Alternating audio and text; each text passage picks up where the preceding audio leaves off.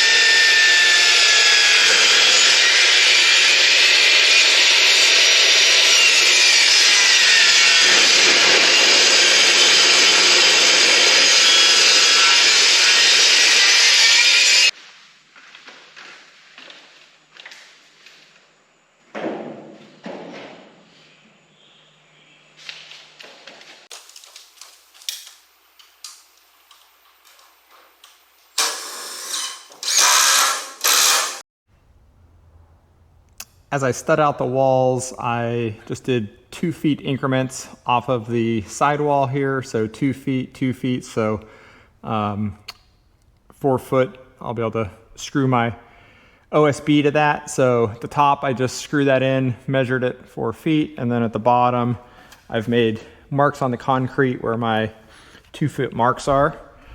And then on the bottom, I am using just an L bracket with some metal screws to go into the metal beam, and then just some big wood screws, sheetrock screw style, to go into the wood, and then screw that down to the bottom. Most of them I've just been using 1 bracket. I'm sure I should use 2. A couple of them I've used 2, just if the board is a little twisty or doing anything weird, but for the most part I've just been using 1. So it goes pretty good in there.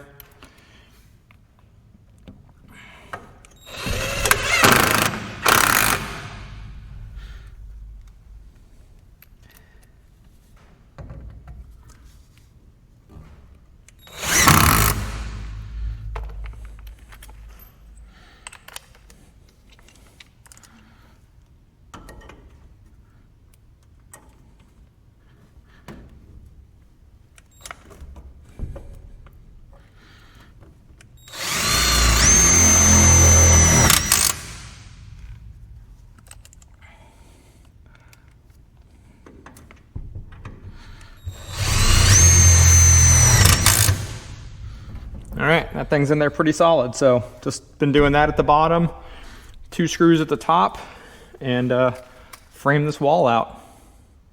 Once I get the studs up, I'll just kind of show you before I stud out the rest of this, but then I put some 2x3s at the bottom to space off the metal beam on the floor, and then just stand up some OSB full sheets.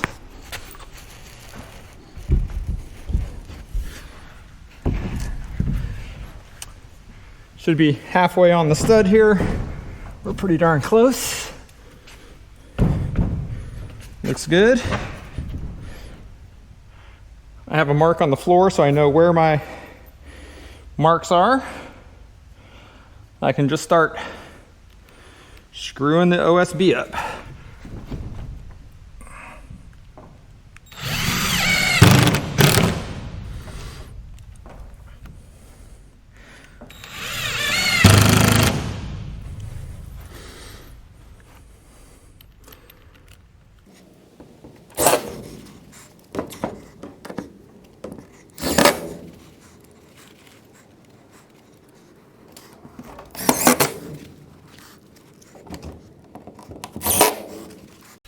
And that's it. Just keep moving across the wall. So a few studs, a couple extra spots that you can screw when you get to the studs here if you need some extra mounting points, but not too bad. Just takes a lot of work just to kind of move across the wall, but pretty happy with how it's turning out.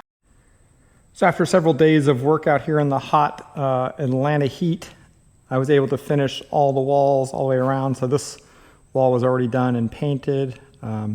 I did all of this. This is a 40-foot wall, and then the 30-foot wall around all the way to the edge. So 8 feet tall. What I ended up doing, finding the most help, was just doing 1 4-foot section at a time. So I'd essentially put in the 2 studs that I would need, then put up the OSB, then measure and do the next one. A couple of things I know about this building is that the metal beams are not equal distance apart. When the guy put this thing together, he obviously wasn't using a tape measure. He was just eyeballing it because they're definitely all sorts of different widths apart. And when I did the first wall, I went ahead and measured it all at one time.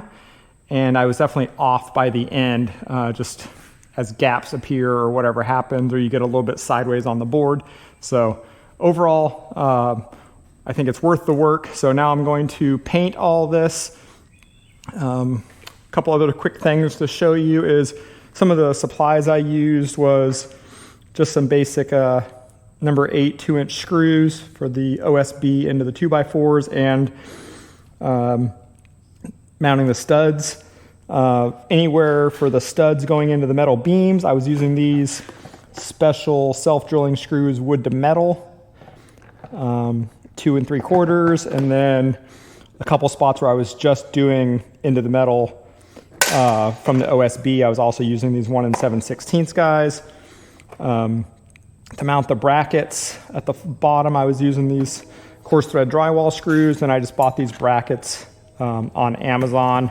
I don't remember what size they are, 1.5 or 2 inches or something, but they were perfect and they were cheap on Amazon, and they're pretty nice. Definitely a better deal than what I would have found at a Home Depot. So it looks like it's a 2-inch.